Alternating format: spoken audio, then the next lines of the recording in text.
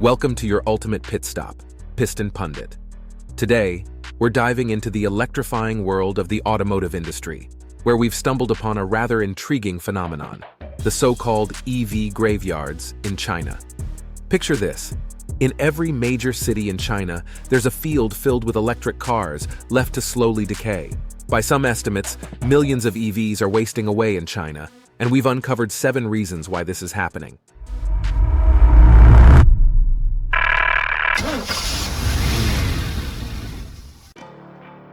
Reason number 7. Electric vehicle fires in China, a deterrent for prospective EV buyers. The booming EV market in China is under a cloud due to a surge in EV fires. In Q1 2022, 680 fires were reported, causing concern among potential buyers. Lithium batteries, despite their safety ratings, have been implicated in many incidents, with leading manufacturer BYD involved in the most cases. The aftermath is a glut of unsold EVs, with fields full of abandoned cars from Geely, Neta, and BYD. The fear of fire hazards has deterred buyers, slowing sales and increasing unsold stock.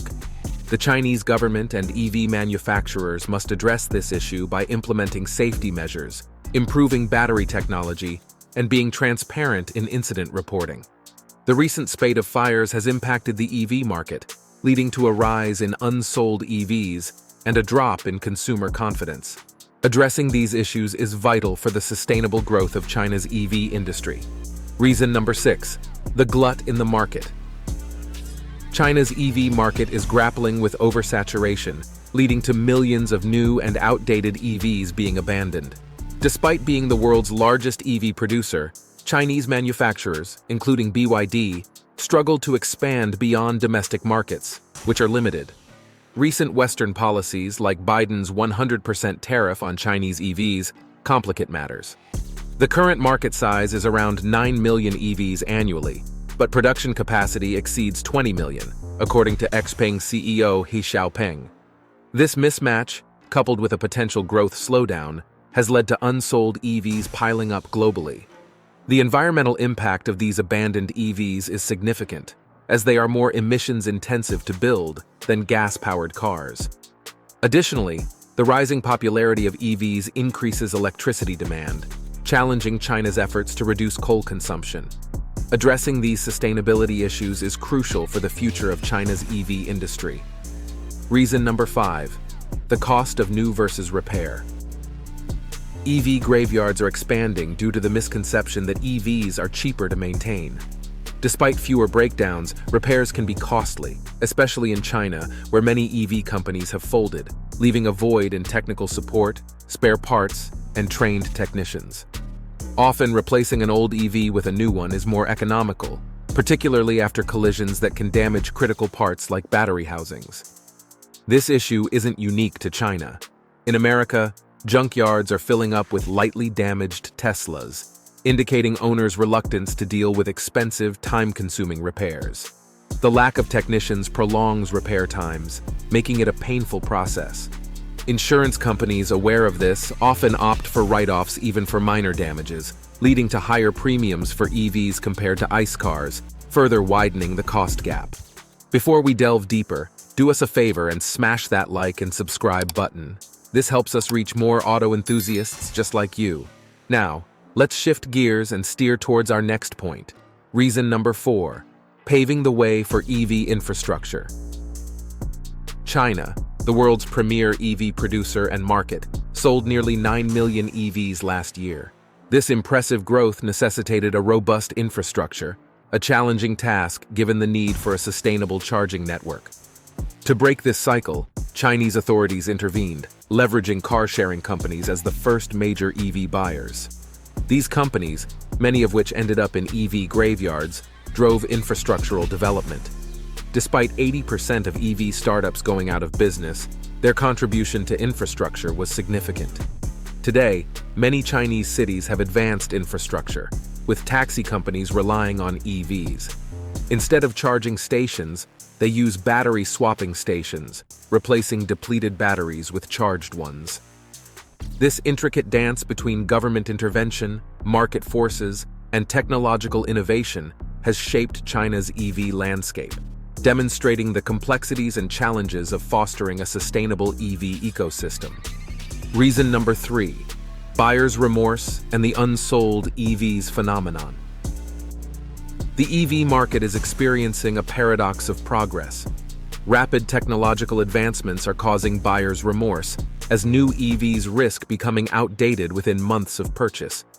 This rapid evolution promises improved performance, range, and safety, but also instills uncertainty in buyers, who fear their new EV will soon be outpaced by newer models. This concern is justified, given the unprecedented innovation rate in the EV market.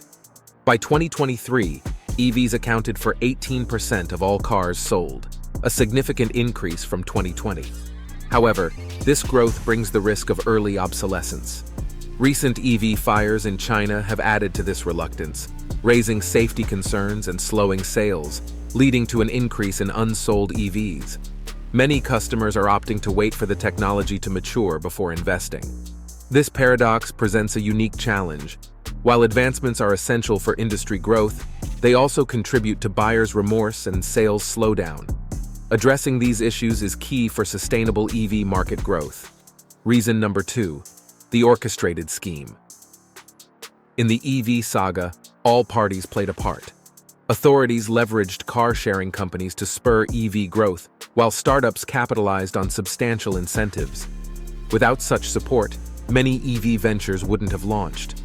The Chinese government, intent on dominating the EV sector, provided extensive aid to all EV companies, with minimal criteria.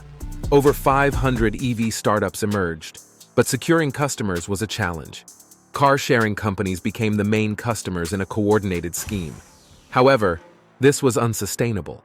As the industry stabilized, government support dwindled, signaling the inevitable demise of many startups with unsustainable business models and subpar EVs. These EVs, sold to car-sharing companies, were barely used before becoming obsolete due to uncompetitive range and performance. They ended up in EV graveyards, a testament to the complexities of the EV market. Reason number 1, the downfall of car-sharing companies. When you gaze upon these EV graveyards, regardless of their location in China, you'll notice a few commonalities. For instance, all these electric vehicles bear license plates, indicating they were once registered. Furthermore, they're typically painted in the same hue and often comprise just a few models, suggesting they were purchased by car-sharing companies. Indeed, car-sharing companies were the early adopters of EVs. At a time when EVs were a novelty, convincing people to make such a drastic switch was challenging. So the government stepped in, offering car-sharing companies hefty subsidies for electric cars. Suddenly, EVs became a staple in their fleets. If you look at the early EV statistics, most purchases were made by these companies, with private EV customers being a rarity. This strategy significantly boosted the initial growth of the EV segment. However, it wasn't without its casualties. Once the Chinese government ceased its generous incentives to car-sharing companies, many of them went out of business. These companies didn't get a chance to renew their fleets, and given that we're talking about the early stage of electrification, it's no surprise that all those EVs quickly became outdated and essentially unusable. Hence, the birth of these EV graveyards. Thanks for tuning in to Piston Pundit. Don't forget to subscribe to our channel to stay in the loop with the latest vehicle updates and upcoming videos. See you next time.